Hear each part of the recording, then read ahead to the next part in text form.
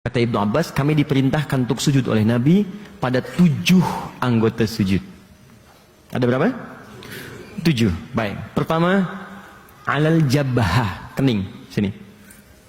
Ya, saya ulang, kening ya. Dan ini nggak boleh terhambat oleh penghalang yang sifatnya khusus. Bukan penghalang yang secara umum diperkenankan nggak ada masalah gitu. Ya, kayak misalnya, mohon maaf, mau kena dia, itu nggak ada masalah.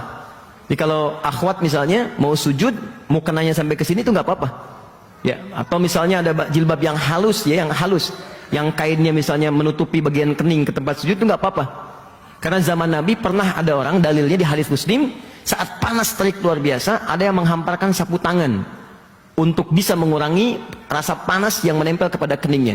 Nah, sapu tangan ini itu dipahami oleh para ulama itu bagian yang normal, yang sekiranya bisa ditoleransi, yang tidak menghambat langsung kening dengan tempat sujud. Jadi kalau mau kena kan saat sujud masih terasa kan? Terasa menempelnya itu boleh.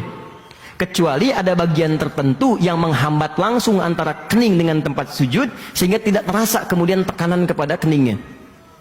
Contoh, peci misalnya. Fungsi peci pada asalnya itu untuk menutup rambut yang berlebihan, yang kalau sekiranya tidak ditutup itu bisa menempel menghalangi kening sehingga tidak terasa kenikmatan sujud. Kalau sekarang diteliti sama pakar itu di dalam bagian kening kita itu kayak ada titik God spot gitu, yang kalau kemudian kita sujud, darah itu berkumpul di bagian otak yang paling dalam, kemudian di situ ada pergerakan-pergerakan yang bisa di MRI terlihat.